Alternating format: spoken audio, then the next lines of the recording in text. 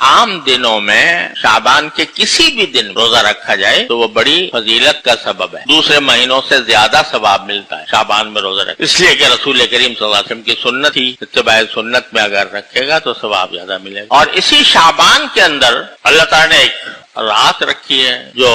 ہمارے عرف میں شب برات کہلاتی ہے، وہ شعبان کے بالکل بیچ میں آتی ہے، 14 یا 15 شعبان، 14 اور 15 کے درمیانی رات ہوتی ہے کہ شعبان کا جو مہینہ ہے یہ در حقیقت اپنے آپ کو رمضان کے لیے تیار کرنے کا مہینہ۔ تیار کس طرح کریں؟ تیار اس طرح کریں کہ اپنے نظام اوقات پر نظر ڈالیں، میں عام دنوں میں کس طرح زندگی گزارتا ہوں، کتنا میں اپنے دنیاوی کاموں میں مشغول رہتا ہوں، تجارت میں، زراعت میں، ملازمت میں۔ تو اب اپنا پروگرام ایسا بنائیں، شعبان میں اس بات کی تیاری کریں کہ رمضان میں اللہ تعالیٰ کے فضل سے عام دنوں سے زیادہ عبادت کی توفیق ہو جائے۔ اس کے لیے ابھی سے شعبانی میں تیاری کرنی پڑتی ہے۔ مثلا بہت سے آپ کے سامنے کوئی لمبے چوڑے کام ہیں جن میں کافی مشغولیت ہونی ہے، تو رمضان آنے سے پہلے ان کو نمٹا کوشش کریں کہ میں رمضان سے آنے سے پہلے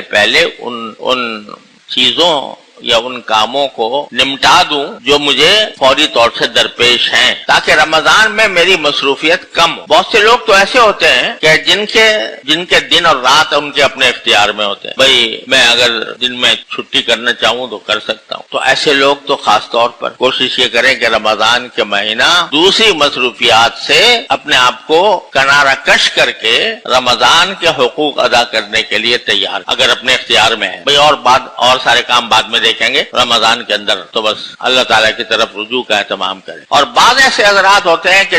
جو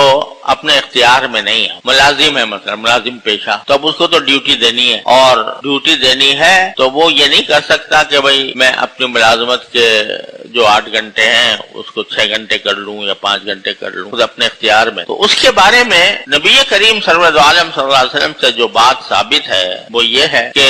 جو ملازم کا جو کہنا چاہیے افسر ہے یا حاکم ہے، اس کو آپ نے ترغیب دی ہے، اس کو یہ کہا ہے کہ بھئی جو تمہارے پاس ملازمت کر رہا ہے تو رمضان کے مہینے میں اس کو ذرا کچھ اس کی رعایت کر لو۔ اور حدیث میں الفاظ یہ ہے کہ من خفف عن مملوکہ فی رمضان خفف اللہ عنہ یوم القیامہ او کما قال صلی اللہ علیہ وسلم، کہ اگر کوئی افسر، کوئی حاکم، وہاں آقا کا لفظ ہے، کوئی آقا اپنے ملازم سے، اپنے غلام سے کام کم لے رمضان میں اور اس کے اوپر تخفیف کا معاملہ کرے کہ بھئی اس کے فرائض میں کچھ تخفیف کر دے، اوقات میں کچھ تخفیف کر دے، تو اللہ تعالیٰ قیامت کے دن اس شخص کے ساتھ تخفیف کا معاملہ کر، جیسے تو نے میرے بندے کے لیے رمضان میں تخفیف کی، اس کے اوقات کم کر دیے مثلا، یا بہت زیادہ بوجھ والا کام نہیں ڈالا، تو جب آخرت میں پہنچو گے تو اللہ تبارک و تعالیٰ تمہاری بھی تخفیف کر دیں گے۔ کیا تخفیف کر دیں گے؟ کہ تخفیف کرنے کا معنی یہ ہے کہ گناہوں کا بوجھ لے کر آئے تھے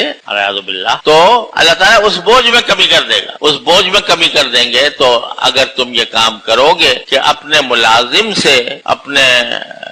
زیر دست سے، اپنے نوکر سے یہ سوچ کر کہ بھئی یہ رمضان کا مہینہ ہے تو اس کو ہم زیادہ سے زیادہ وقت دے دیں کہ یا تو وہ عبادت کرے یا آرام کرے، تو اس کے لیے ہم اس کو زیادہ وقت دے دیں، تو اللہ تبارک و تعالیٰ نے اس کی یہ فضیلت بیان فرمائی کہ تمہارے لیے بھی آخرت میں تخفیف کی جائے۔ تو میں جو کہہ رہا ہوں کہ شعبان میں تیاری کرنی چاہیے رمضان کی، تو اس تیاری کا ایک پہلو یہ بھی ہے کہ جو بڑے بڑے کام ہیں جن میں زیادہ وقت صرف ہوتا ہے ان کو جتنا مؤخر کر سکتے ہوں کر دیں، اور اپنے ملازمین سے، اپنے ماتحتوں سے کام کی تخفیف کر پہلے سے اس کی تیاری کر لیں۔ شعبان کے مہینے میں تیاری کریں گے تو انشاءاللہ ایسا ممکن ہو جائے گا۔ ایک تیاری تو یہ ہے۔ دوسری تیاری یہ ہے کہ اگرچہ ابھی رمضان آیا نہیں لیکن آنے والا ہے، تو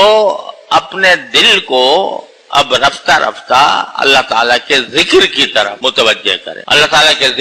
ذکر جو ہے وہ ایک تو وہ کلمات ہیں جو عام طور سے ذکر سمجھے جاتے ہیں، سبحان اللہ، الحمدللہ، لا الہ الا اللہ، اللہ اکبر، لا حول ولا قوت الا باللہ العلی العظیم۔ اور ویسے ہر وہ کلمہ، ہر وہ بات جو اللہ تبارک و تعالیٰ کی رضا کے لیے کی جا رہی ہو وہ بھی ذکر میں داخل۔ اسی لیے بزرگوں نے فرمایا کل مطیع للہ فہو ذاکر، جو بھی شخص اللہ کی اطاعت میں کوئی काम कर रहा हो, चाहे तिजारत ही क्यों ना हो, लेकिन इस नियत से कर रहा है कि अल्लाह तबारक व तआला की इताअत के साथ करूंगा, किसी को धोखा नहीं दूंगा, किसी के साथ बदमामलगी नहीं करूंगा, खुश अखलाकी का इख्तियार करूंगा अल्लाह को राजी करने के लिए। तो अब जो तिजारत कर रहा है बंदा वो भी जाकिर है। कुल्लु मुतीइन लिल्लाहि फहुव ज़ाकिर। तो अब अपने आप को जिक्र की तरफ ज्यादा से ज्यादा मुतवज्जे करने की कोशिश करें। तो इस वजह से ये काम तो अभी से शुरू कर दें रमजान की तैयारी के लिए कि जिक्र कसरत से हो, उठते बैठते चलते फिरते, और जिक्र में ये दुआ भी शामिल है, अल्लाह रमजान आने वाला है, हमें इस रमजान के सही हुकूक अदा करने की तौफीक अता फरमा।